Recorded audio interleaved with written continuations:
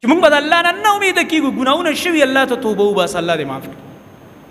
د احد میدان لګېدلی دی، د مشرکانو او د مؤمنانو منځ کې معرکه ده، جنگ ګرم دی.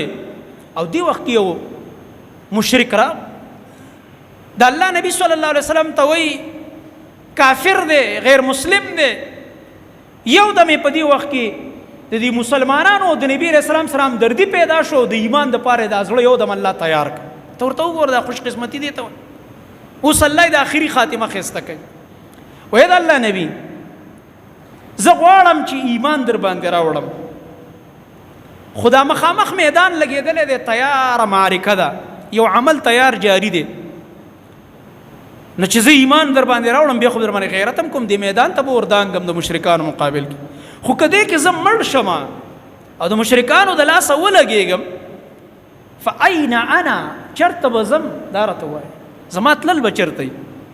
د الله نبی صلی الله علیه وسلم ورته وفرمیل جنت ته به ځې، جنت ته به ځې، ځکه چې ایمان دې راوړو، ایمان سره د مخکني ګناهونه ختم، او چې څنګه لاړ یو شهید شي نو شهید خو جنت ته ځي. د الله نبی فرمایي وینې لازمکې ته نه وي رسېدلې او د دې نه مخکې الله رب العالمین ده ته د جنت خوشبویانې محسوس کړي، روح یې ورشي هلته ور پرواز وکړي.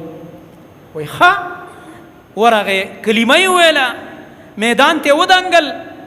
رستو په شهیدانو کې چې نبی کریم صلی الله علیه وسلم ګوري دا ځوان هم پکې پروت دی. الله اکبر. نبی کریم صلی الله علیه وسلم فرمایل وایي دې خوش قسمته انسان ته وګوره، کلمه یې وویله، د مونځ ټیم لا نه دی راغلی، روژه پې لا رانغه، حج یې لا کړی نه دی، عمرې موقع لا نشته، نور څه اعمال یې لا نه دي کړي، خو بس تیار یو نیک عمل جاري و چې جهاد و. دلته کلمه او هلته جهاد، په یو څو منټه کې کفر نه وځي، ایمان ته داخلیږي او شهید کېږي او جنت ته ځي. دې ته وایي هغه آخري خاتمه چې چا ښایسته شي.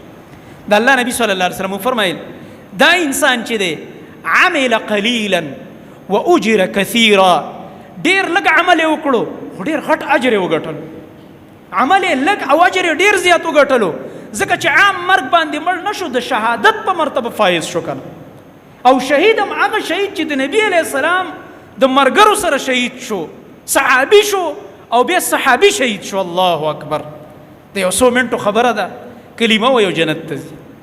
زما محترم ورونو، په توبه، په خپل ګناه ملامته کېدلو باندې، پښیمانه کېدو باندې الله رب العالمین ډېر زیات خوشحالېږي.